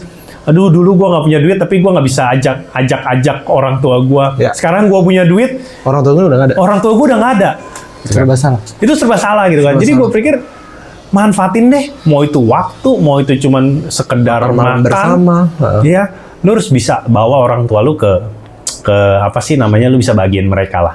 Itu number one banget sih menurut gue. The other things adalah kan sekarang tuh banyak juga personal issue ya. Malah yang diangkat, ini menarik ya. Zaman sekarang, ngebahagiain orang tua tuh kayak nggak ada di internet nggak sih? Iya. Malah personal perasaannya, illness-nya, orang dibilang apa sih, ADHD lah, ada apa namanya, bipolar lah, inilah. Padahal zaman dulu pun para orang tua yang generasi kita umur 30-an something yang berjuang pun udah setengah gila juga berjuang gitu loh. Bener. Untuk ngebagian orang tuanya. Tapi fundamental untuk mereka teman-teman yang merasa dirinya dulu harus bahagia sebelum orang tuanya, menurut tuh. Nah, ada kan? Iya makanya balik lagi ya, tanggung jawab kita juga ketika sekarang ini kan kita udah tahu historinya apa yang kita harus jalanin kan. Tadi gue bilang bahwa harus tanggung jawab lingkungan yang tepat gitu kan. Sekarang gue berpikir bahwa anak gue ini harus God oriented. Di mana dia lingkungan yang belajar dari lingkungan situ. Nah, lu harus membawa anak lu ke lingkungan yang benar-benar lu jaga nih. Jangan-jangan mereka kayak gitu di lingkungan yang salah, makanya dia punya pikiran kayak gitu. Nah, itu yang gue kita juga nggak tahu. Ya, itu yang gue paling takutin. I see. Even ya, misalnya contoh gini lah, boy. Kita cowok pasti pernah bandel. Ya, sepakat. Pasti. Apalagi begitu udah mulai dewasa, kita ngeliat porno, ngeliat apa. Tapi lu pernah kebayang nggak sih, tiba-tiba lu ngegepin anak lu lagi nonton porno? Itu susah sih, Pak ya. Ya, even. Ya. Gue juga nggak kebayang ngomongnya gimana gitu kan. Cuma ini kenyataan yang mesti dilaluin kan. Nah, pada saat itu, ya harus memberikan masukan gitu kan. Ada guideline-nya lah ya. Iya. Sekarang gue juga kayak anak gue udah mulai gede 9 tahun. Gue mesti ngajarin dia sex education dong. Ya. Penting kan. Gue juga bingung nih. Gimana cara ngajarinnya gitu kan. Apa gue ajak nonton bokep? Gue juga nggak tahu. Iya. Cuman... it's a joke ya. It's a joke. It's not a literally statement. It's a joke. Ya. Takutnya mereka itu. Nah, gue akhirnya ngelihat bahwa gue discuss sama istri gue, ya udahlah kita semua yang penting kita serahin ke Tuhan, kita doa setiap hari, kita bawa ke lingkungan, kita kasih pengertian, biar Tuhan yang bekerja dalam keluarga kita gitu. Tapi kita harus benar-benar memberikan lingkungan yang tepat. Kalau mereka udah melenceng, kalau gue sih gue akan tarik ke lingkungan yang benar. Nggak mau lah, maksudnya sekarang lingkungan yang nggak bener, kita kan pernah tahu, brengsek-brengseknya kita. Apalagi anak pertama gue cewek, ya kan. Dia ada challenge lagi ya? Iya, kita lagi pacaran, mobil mogok nih. Ada ya? Iya, ada. perlu perutnya ya? Iya, katanya buat benerin ini mobil harus nginep dulu. Gitu. Umum banget lagi. Ya, kayak gitu kan, jadi ya menyeramkan apalagi dengan perkembangan teknologi. Harus dilalui ya? Ya, pasti dilalui. Nah, itu sekarang pegangannya ke siapa? Ya, satu lagi God oriented sih. Ya, menarik. Gue juga pernah ngobrol di sini ada Pak Naga. Ya, lu mau nggak mau membiasakan diri untuk pulang ke rumah atau tanda kutip menyerahkan diri atau mengkaitkan Tuhan dalam hidup lu, itu akan membiasakan lu ketika lu di titik terendah manapun lu pulang lagi gitu loh. Ya, kan gue juga nanya ke Pak Naga bahwa Pak Naga, ini kan behavior. Kalau orang yang nggak pernah deket sama Tuhan dan dia jatuh gimana? Ya nggak apa-apa, biarin aja katanya. Kan juga dia pulang kok katanya. Jangan-jangan itu caranya tuh untuk buat dia pulang gitu. Itu gue setuju. Serba salah juga gitu. Iya, gue setuju. Lu nggak pernah mengandalkan Tuhan. Lu diuji sedemikian rupa. Ketika lu ada di titik terdalam, lu pulang. Mungkin itu titik di mana dia pulang. Untuk walaupun itu pertama kali, ya kita nggak bisa untuk bilang orang yuk pulang, nggak bisa. Kalau memang dia sepakat bahwa Tuhan itu bukan untuk yang diikut sertakan dalam setiap tindakan, ya udah dia bertindak sendiri kan. Tapi kalau dia itu kemauan dia nggak apa-apa boy, nanti biarin aja dia pulang sendiri gitu loh. Emang behaviornya nggak bisa dibentuk gitu ya. Oke. Menarik. Gue punya satu ilustrasi misalnya gini ya. Bisa ada sekawanan domba ya. Terus Tuhan itu sebagai gembalanya. Pertanyaannya, lu mau yang digendong sama Tuhan apa enggak? Pertanyaannya sulit. Mau sih, harusnya nalarnya kan mau. Mau digendong dengan Tuhan. Lu sebagai gembala, ada berbagai macam domba di situ. Ketika itu ada domba yang melenceng, disabet kakinya supaya nggak melenceng. Petak. Akhirnya dia pincang-pincang, digendong sama Tuhan. Dia nggak gendong yang bandel. Yang bandel, tapi dipukul dulu. Dipahami. Analoginya dipahami. Jadi kadang-kadang kenapa sih Tuhan lebih sayang sama orang yang bandel gitu kan, yang jahat segala macam? Ya bukan karena itu, karena balik lagi mereka Tuhan tuh berpikir bahwa semua itu anak-anaknya. Jadi ketika mereka dipukul bukan berarti mereka nggak sayang. Lu melenceng sini gue gendong, gue balikin ke kawanan lu. Gitu loh. Jadi bukan terhadap agama tertentu ya, bukan. Tapi the whole story agama manapun pasti akan sama. Orang tanda kutip kita anggaplah ada sanak keluarga yang meninggal dunia, ya mereka terlalu disayang Tuhan, mau nggak mau, serba salah. Benar. Gitu loh. Menarik. Dan balik lagi ke obrolan tadi, ketika orang kaya pun atau orang yang punya uang pun tetap merasakan suffer yang sama. Ternyata ya pulang ke rumah bukan hal yang salah ya, untuk semua generasi, semua kalangan orang, rumah itu tempat berteduh yang baik ya. Iya. Jadi tetap saran pembicaraan gue adalah bilang jangan money oriented.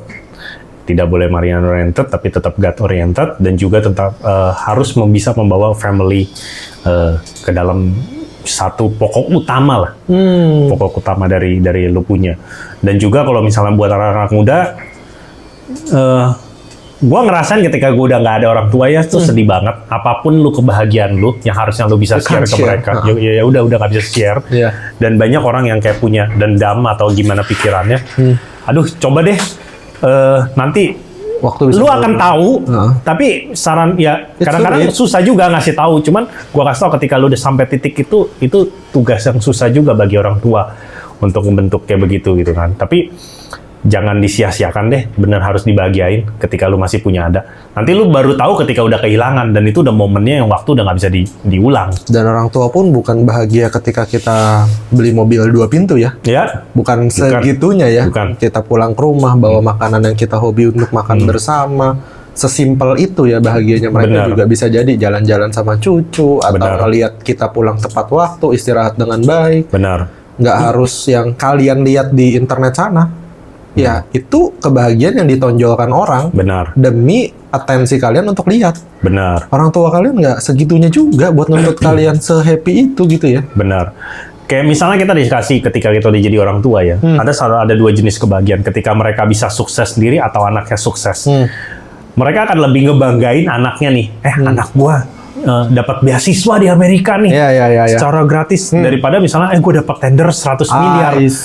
Pertanyaan mereka akan lebih bangga di mana? Mereka akan lebih seneng, kebanyakan itu di anak yang anak gue sukses ya, berarti gue sukses nih ngedidik anak sudah gua. Menjadi damai lah ya di badannya dia. Jadi ketika dikompetisiin antara materi sama kesuksesan kecilnya anak, bisa jadi orang tua akan milih anak untuk terus dibanggain di keluarganya mereka. Oh iya, benar banget itu.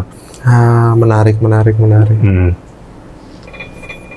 Di posisi kayak gini masih ada yang lu punya gambaran di titik mana? Ini kan anggaplah milestone ya. Kita kan hidup pada milestone-nya. Apa yang belum dicapai sama seorang William? Banyak banget yang belum dicapai. Yang targetnya adalah pelayanan untuk menjadi berkat. Dan gue mau mempelajari lagi tentang spiritualisme agar bisa mengembangkan diri lebih baik, dan juga mulai belajar nih menekan ego. Karena susah itu ya? Karena menurut gue musuh lu paling besar adalah diri lu sendiri. Gimana lu bisa menekan semua ego lu? Dan itu yang gue rasain sih, musuhnya bukannya lawan kita gitu kan, bukan kompetitor bisnis. Iya, gue selalu bilang 1000 teman terlalu sedikit, 1 musuh terlalu sangat banyak gitu. Tapi gimana kita menekan ego kita? Musuh kita tuh diri kita sendiri. Kita pengen, istilah gini lah, sekarang banyak tempat yang nggak bener.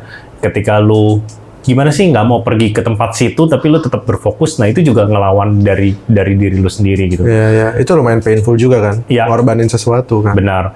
Dan dari achievement pasti kalau pride-nya pria pengennya sukses dalam pekerjaan.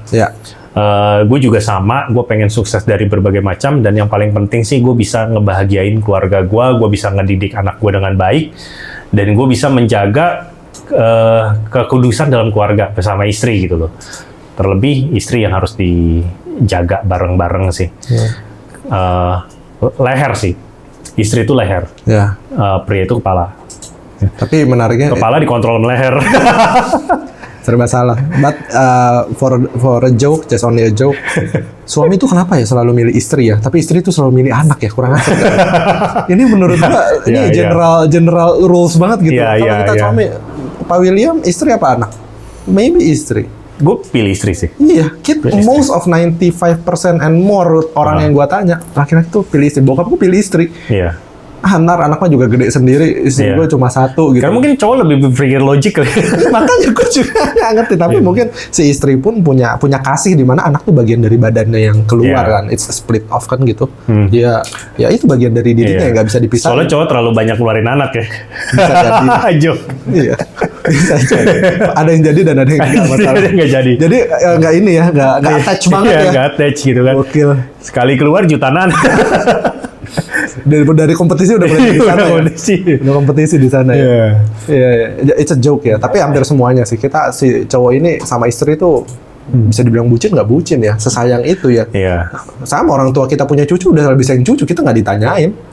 Iya kan? Iya. Ditanya, William udah makan belum? Nggak, cucu mana cucu? Iya, benar banget. Ketika kita udah punya anak, orang tua kita bakal nanya cucunya apa segala macam. Life changing. Menarik. Buat orang-orang mungkin udah hampir 50 menitan something. Topik terakhir deh buat kita bahas. Kan bisnis nggak ada yang bilang mudah ya. Oke, benar. Semuanya susah ya. Benar. Buat beberapa orang yang di generasi 1 kayak gue, kan berharap punya legacy kayak bokap yang bisa diturunin ke lu hitungannya. Tapi menurut lu gimana? Atau menurut lu apa sih yang harus disiapin ketika orang jadi generasi 1 dan generasi 2 rasain? Ketika diturunkan legacy, apa yang diharapkan? Atau kayak gue nih, gue nggak ngerti rasanya punya privilege. Tapi kan gue berharap anak gue bisa hidup nyaman dengan apa yang bisa gue siapin. Dan lu bagian dari orang yang ini yang gue terima, tapi berharap gue tuh gini. Oke. Orang mungkin bilang terima privilege itu nyaman ya. Tapi bisa sama yang gue jalanin ketika misalnya gue jalanin bisnis, sebenarnya bebannya itu lumayan berat. Karena pertama gini, ketika lu sukses, lu dibilang wajar lah. Lu wajar banget, lu udah punya capital, udah punya apa, lu jalanin. Dan ketika lu gagal, ya generasi kedua cuman ngabisin doang, anaknya jadi gagal. Jadi lu nggak ada yang dituju gitu. Jadi nggak ada panutan bahwa oh ini hebat. Sedangkan kalau first generation ketika dia sukses, gila ya dia mulai dari nol. Ada stigma itu. Ada stigma itu. Tapi kalau yang second generation kayak gua, lu mau achieve apa? Lu dibilang sukses lu dari modal bapak lu dibilang gagal lu ngabisin duit. Jangan-jangan privilege-nya itu sebenarnya bukan materinya, tapi nilai-nilainya. Iya, benar. Jadi menurut gua gini, jangan terbawa dari stigma gitu. Tetap kita berjalan dengan baik dan termotivasi. Realistis aja. Kalau emang lu dapat privilege, lu manfaatin. Karena nggak semua orang dapat privilege yang sama. Semua orang berharap. Ya, semua orang berharap untuk jadi lu atau nggak jadi lu atau mau dapat juga gitu kan, atau nggak mau susah gitu kan. Tapi yang pasti lu realistis, lu manfaatin yang udah ada. Jadi misalnya contoh ya, gua ketika jalan satu bisnis ya, gua bisa bilang nih. Enggak, gue mulai dari nol kok gue jalanin bisnis. Tapi gue kasih tahu aja, ada link channel bokap gue tuh yang bisa ngebantu juga ke situ. Dan itu bukan mulai dari nol, gitu loh. Jadi manfaatin aja yang udah ada, gitu loh. Manfaatin sudah ada, jangan terlalu banyak berpikir untuk stigma. Intinya ketika lu sukses, yang ngerasain lu itu diri lu dan keluarga lu. Ketika lu jatuh pun, pulang ke rumah pun, lu akan cuman keluarga doang yang nompak lu. Jadi jangan terlalu banyak mikir untuk stigma itu. Tetap berjalan dengan apa yang ada, motivasinya kerjanya mesti benar dan harus bertanggung jawab. Begitu sih. Siapapun lu, ada ataupun nggak ada privilege, fokus ke keluarga kecil lu, bahagiain mereka. Ya, dan bertanggung jawab dalam kerjaan yang dilakuin. Walaupun kerjaannya itu cuman kecil gitu kan, tapi kita harus benar-benar bertanggung jawab supaya mempersiapkanlah ketika misalnya tiba-tiba dapat berkat yang lebih besar, lu udah mempersiapkan bahwa tanggung jawab lu ini sudah ada. I see. Gitu. Karena satu ya, Tuhan tuh bisa menilai hati lu. Walaupun kita juga nggak jujur-jujur amat sama Tuhan. Iya, kita bilang lah banyak orang, tapi yang brengsek juga banyak yang kaya gitu. Ya itu kadang-kadang jadi masalah ya. Ya, nggak usah banyak mikirin orang. Kita pikirin diri kita sendiri aja.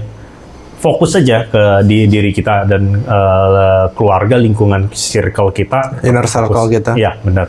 Dan gitu buat seorang William yang dapat privilege, pikirannya atau perasaannya adalah gue thank you terhadap semua yang disediain, tapi even ada uang pun nggak bisa ngebeli bokap yang waktu itu sakit. Bener. Nggak bisa pulangin nyokap yang sekarang tanda kutip udah nggak ada, tapi nilai-nilainya yang dibawa sampai sekarang, bukan privilege-nya yang dielulukan. Benar banget itu, Boy. Iya, buat makanya ada beberapa, gue sih bagian dari orang yang coba dulu gue punya privilege, harapan semua orang dia.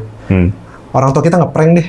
Siapa tahu punya tanah di 3.000 meter gitu. Belum tentu lu bisa jadi sukses. Ya, belum tentu juga. Ya, karena banyak juga kan tuan tanah Karawaci apa segala macam dengan semua long short story-nya seperti sekarang. Kita juga nggak tahu. Tapi kembali lagi, semua orang yang dilahirkan pasti punya rumahnya masing-masing untuk dibahagiakan.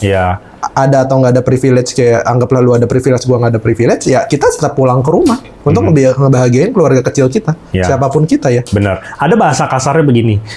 Lu lahir kaya atau miskin, itu takdir. Tapi lu mati miskin, itu option. Oke, tinggal lu mau bawa itu kemana? Iya, lu mau bawa itu kemana? Mungkin itu terlihatnya kasar banget ya. Gitu.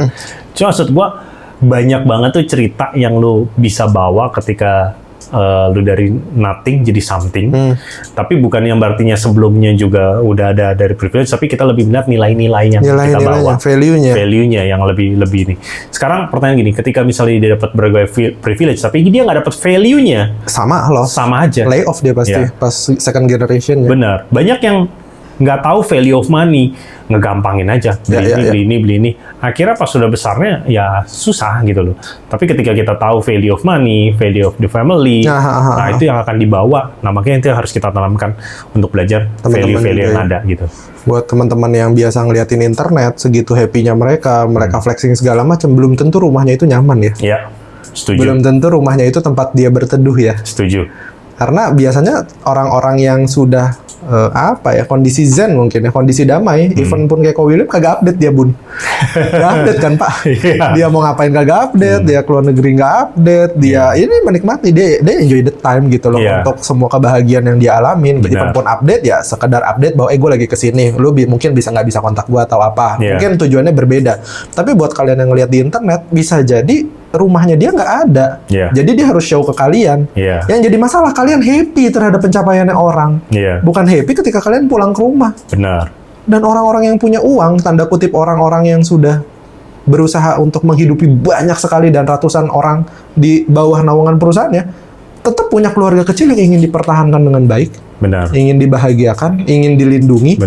Dan ketika kalian belum punya tanggung jawab seperti Ko William dan beberapa teman lainnya, mungkin akan jauh lebih mudah ya. Tanda kutip ya, bukan lebih mudah terhadap ada ekonomi atau nggak ada ya, tapi lebih mudah manage-nya, karena kan ya dia pulang kerja, pulang ke rumah atau apa. Lebih mudah untuk ngatur waktunya, lebih mudah untuk ngatur egonya, segala macam. Menarik. Berarti kita tuh bukan disenjangkan sama ekonominya, tapi rasa syukurnya, nilai-nilai yang diajarin. Menarik, gokil. Gue baru tahu loh ada moment of truth. Semua equity kalau bisa kita kasih ke bokap, kita kasih ke bokap deh. Gila sih itu. Gue nggak kebayang. Gue juga belum tahu kalau gue jadi lu, gue bisa nggak ngomong itu. Karena kan ada beberapa keluarga yang memang saudara juga nggak akur. Gue nggak mau dong kalau kayak gitu. Ntar jatah gue buat keluarga gue gimana? Gue udah terlanjur berkeluarga. Nggak ada yang tahu. Ketika dibalikin pun gue belum tentu sama kayak lu. Mungkin entah karena gue nggak merasa nilai-nilai bokap lu turun ke gue. Ya kan gue nggak tahu, karena perasaan itu nggak ada, karena di bokap gue yang biasa saja atau nggak punya privilege apapun, lu cari duit gue, lu cari duit. Masalah kita cuma uang. Kalau misalnya ini ya mungkin karena ngejaga keluarga kecilnya jauh lebih mudah mungkin. Tapi di keluarga-keluarga yang sudah terlanjur besar, punya topangan tanggung jawab yang sangat besar, tetap pulang ke rumah adalah hal yang baik dan membahagiakan ya. Ya, setuju. Walaupun kos paling gede di istri ya. Nah kan gini, kalau gue konsepnya gini, lu punya istri, lu boleh muka lu jelek, yang penting istri lu cantik, lu kan dikira gadun. Punya banyak duit, tanda kesuksesan tuh dari situ. Muka boleh badan buncit, muka jelek, tapi tiba-tiba istrinya jadi glowing kan, lu dikira kaya kan? Iya, ini orang kaya nih, cewek jadi mau gadun jadinya. Iya, gue terkonsepnya ke situ kan. Ya. Walaupun itu tetap istri nomor satu. Iya. Realistisnya gini lah, kita tanya berbagai macam wanita ya, begitu udah mulai mature ya. Mungkin pas umur 20-an cari yang mana? Yang ganteng. Oke kan? Sekarang Hotman Paris lebih hot daripada yang badannya. Iya kan? Nah, seperti itu aja realitanya kan. Karena kan kita makan nggak pakai cinta, pakai uang kan. Tapi ya part of berkat kita ya dari membahagiakan istri dari juga. Istri, benar. Mau nggak mau gitu loh. Dan harus disepakati buat orang yang di luar sana nganggep keluarga itu bukan rumah yang baik atau mencari kebahagiaannya di luar sana, ya mungkin lu belum disabet sama Tuhan lu kayaknya ya. Buat lu pulang ke rumah ya. Jangan sampai. Ya tapi susah juga Pak. Ada yang sampai tua Pak. Iya. Ada yang sampai tua sampai dia, sorry tuh dia ada TBK yang ternyata ada anak lainnya menuntut terhadap warisan. Oh iya. Banyak banget orang memilih jalannya masing-masing untuk untuk berusaha jadi bahagia kan, sebenarnya yang dicari kan bahagianya kan? Benar. Tapi ternyata ya maturity-nya mungkin nggak tepat buat mereka gitu loh, atau mereka merasa rumah itu bukan hal yang happy buat mereka. Ya serba salah sih, fase orang beda-beda ya. Iya, setuju. Yang penting jangan merasa lu paling bener dan nge-influence orang untuk jadi kayak lu juga. Nah, itu gokil juga ya. Iya. Kalau lu menyebarkan kebaikan, maksudnya nilai-nilai kebaikan, silakan lu harus punya kewajiban. Tapi jangan sebarkan nilai-nilai kebrengsekan lu. Iya, tapi kan yang jadi masalah dia nggak tahu itu baik atau enggak, Pak. Sekarang child free aja orang nge-campaign kok, Pak. Nah, ini aneh banget. Menurutnya itu benar, tapi menurut gua it's okay for you to child free, but why you should to speak up bahwa child free itu is the best thing. Bilang lu nggak punya rumah lah, rumah lu masih KPR, gaji lu cuma 7 juta sama istri lu cuma 10, gimana anak lu mau gede? Hello, gitu loh. Why you should speak up like that? Makanya gini, manusia itu harus punya dasar. Even sebuah negara aja punya dasar. Indonesia ya punya dasar Pancasila dan undang-undang. Dan lu kalau dasar lu harus berdasarkan dasar iman. Apapun agama lu, misalnya lu iman Muslim, Katolik, Kristen, Buddhis gitu ya, atau Konghucu, lu berdasarkan balik lagi ke dasar-dasar iman yang lu jalanin sih. Lu harus ada pedomannya. Jadi kalau itu melenceng dari iman lu harus berpikir bahwa itu salah. Gitu kan. Dan buat jadi content consumer juga berpikir itu konten aja lah udah gitu loh. Nggak usah diiyain gitu loh. Kadang-kadang kasihan yang masih muda gitu loh. Oh iya bener ya. Oh iya gini ya. Kadang-kadang ada orang yang ya sesederhana gue menikah aja gue juga nggak punya rumah gitu loh. Gue ngontrak setahun pindah 3 kali, Pak. Gue ngontrak. Mau diapain? Ya yang lawan kan waktu untuk kita bisa ketawa bareng. Anjing gue capek banget gue setahun 3 kali pindah rumah. Kesini. Buset dah. Tapi kan pada saat lu udah melewati itu lu punya cerita yang indah buat anak lu. Betul. Kan? Dan gue nggak ngerasa itu sebagai sebuah masalah besar karena we enjoy with kita inner circle kita, keluarga kecil kita. Kalau buat orang tuh kan tolol kan kenapa punya anak gini. Why gitu loh. Semua kehidupan orang masing-masing. Yang masalah adalah ketika semua hal yang kalian lihat di konten itu menjadi nyata. Dan kenyataan itu nggak seindah itu. Dan yang harus kalian sepakati bahwa pedihnya orang tua kalian itu kenyataannya itu. Kenyataan itu yang harus kalian lihat. Pulang ke rumah segala macam yang kayak lu ceritain. Ya ternyata orang yang punya uang pun nggak se-happy itu ketika punya uang. Buset. Dulu kalau kita kan yang susah ya tanda kutip nyesel. Coba gue punya duit, gue bisa tolongin bokap gue. Lu pun, wah anjir, bisa nangis nih gue. Lu punya uang, even lu nggak bisa bayar. Nggak ada yang bisa lu lakuin, even lu punya uang. Kita masih bisa ngebuang tanggung jawab kita ke duit kan. Aduh, kalau gue punya duit, gue bisa nolongin bokap gue nih. Atau ketika lu punya uang pun ternyata lu nggak bisa ngapa-ngapain. Nggak bisa juga. Masalahnya nggak solve. Nggak sampai situ masalahnya. Dan masalah yang dialamin sama orang biasa, orang punya equity tertentu atau equity-nya biasa aja pas-pasan atau masih orang kerja, ternyata masalahnya sesimpel keluarga ya. Balik tuh rumah, ada masalah di dalam rumah, semuanya tergoncang, semuanya ada masalah. Gokil. Kita nggak expect. Maksudnya, ya ini juga mungkin nggak lu ceritain kan ke anak-anak buah lu yang lain, dan lu anak buah lu juga nggak tahu. Yang penting tanggal 2, berapa lu payroll? 28? Enggak, tetap tanggal 1. Tanggal 1, payroll tanggal 1 ya udahlah gitu. Yang paling mereka berdoa bersama buat bokap lu pada saat itu. Tapi kan nggak tahu guncangan itu segitunya. Guncangan di dalam itu segitunya. Dan mereka sebenarnya sih gue berharapnya nggak perlu tahu ya. Kita kan berusaha, kadang-kadang bisnis itu ada pasang surut ya. Kayak misalnya pas lagi, kayak kemarin ada COVID, ya pasti kan ada bisnis yang struggling kan. Kita tuh, kita nggak ada cut untuk uang makan dan gaji, kita malah nge-double up sembako untuk karyawan kita. Karena sesusah itu memang. Pada saat itu. Jadi bisnis tuh pasti ada naik, ada turun. Cuman kita harus melihatnya global. Makronya yang kita lihat dari luar lah ya. Dari luarnya. Jadi semua pasti ada gitu kan. Tapi bukan berarti misalnya pas lagi turun lo harus pengurangan semuanya gitu kan. Lo harus ya mungkin yang tadinya lo punya buat kehidupan sosial lo, buat main golf yang kayak gimana, lo turunin, lo bagiin aja karyawan lo. Dan itu juga lebih dari cukup. Gue bukan mau coba untuk munafik ya, tapi pada saat itu gue nyokap gue masih ada bilang, gimana nih mah, kasih sembako, doublein untuk sembako buat mereka lebih bisa ini. Jadi gue pikir kok segitunya ya ngebagiin kayak gitu nggak ngebuat lo miskin juga kok. Sepakat, dan itu juga nggak buat mereka kaya juga. Dan nggak ada yang salah. Gokil. Ternyata strugglingnya secara makronya strugglingnya sama ya. Tapi mungkin secara benar. Jadi setiap momen, gue kasih satu hal ya. Sebenarnya COVID itu, momen itu bisa jadi berkah, bisa jadi masalah gitu. Tapi setiap kali ada momentum, tuh bisa ada satu perubahan besar. Tanpa ada momentum nggak bisa perubahan besar. Misalnya contoh momentum tahun 98. Yang kaya jadi miskin, miskin jadi kaya. Ada yang naik gede, ada yang turun kecil. COVID pun sama, ini satu momentum. Tapi di mana lu bisa manfaatin momentum itu. Sekarang lu ngelihat dari COVID, banyak banget yang tadinya nothing jadi something. Tapi yang dari something jadi turun. Nah, di mana kalau misalnya gue berpikir, gue akan lebih berspekulasi di momen itu. Kalau orang bilang ngerem, kalau gue gas. Gitu loh. Karena gue akan mencoba lebih dalam lagi, gimana caranya bisa nge-scale, mungkin yang tadinya cuma bisa sales 10%, bisa jadi 2 kali lipat.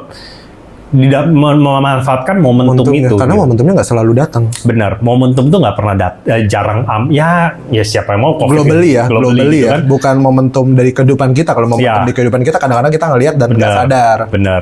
Kayak contoh, ketika misalnya kita ngelihat online tuh maju fast forward 10 tahun, tiba-tiba di fast forward sampai segini, COVID, itu during COVID.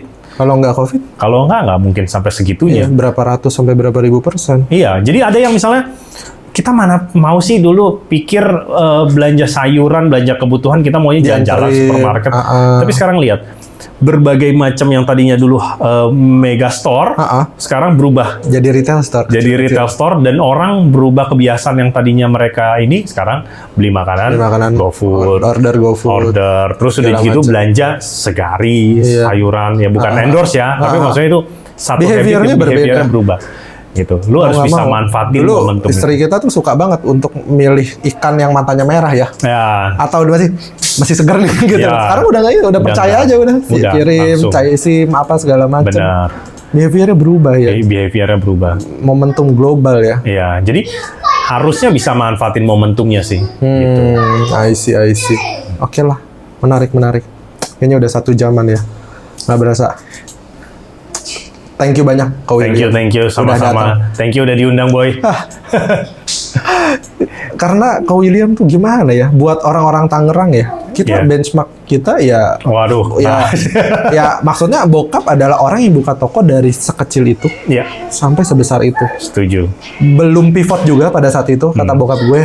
Bokap gue coba beberapa macam, sampai di satu titik dia bisa ngebus. Ya itu momentum 98 yang dimanfaatin bokap lu. Kalau menurut cerita bokap lu pinter banget, dia masih punya beberapa, turnovernya bagus, sustain, habis itu bisa ngejaga puterannya, eskalasi tokonya segala macam. Di cerita baik banyak hal di AK Group lah gampangannya. Akur Group ya, tanda kutip. Yang bisa jadi inspire teman-teman yang di Tangerang Kota, yang banyak kan orang Tangerang Kota pun, orang Tangerang Kotanya sendiri itu nggak survive gitu loh. Karena kebanyakan legasinya itu bentuknya adalah equity, bukan value, bukan suffer. Tapi yang bokap lo turunin kan suffernya dia. Cara dia pivot seperti apa, get the momentum, terus kontak ke orang banyak mengenai tokonya itu seperti apa, ya bangun jaringannya. Nggak ada yang tahu. Buat semua orang Tangerang tahu Akur Group dulunya kayak gimana sampai di titik sekarang. Thank you. Gokil. Itu aja kali ya buat video kali ini. Thank you banyak yang udah nonton. Kalau misalnya ada yang kurang, sisanya it's a joke kalau misalnya itu. Yang baik kalian bisa ambil, yang jelek nggak usah didengerin. Thank you banyak juga buat Ko William. Thank you ya, Boy. Sukses terus. Thank you. Thank you. Thank you banyak. Bye-bye. See you. Bye-bye.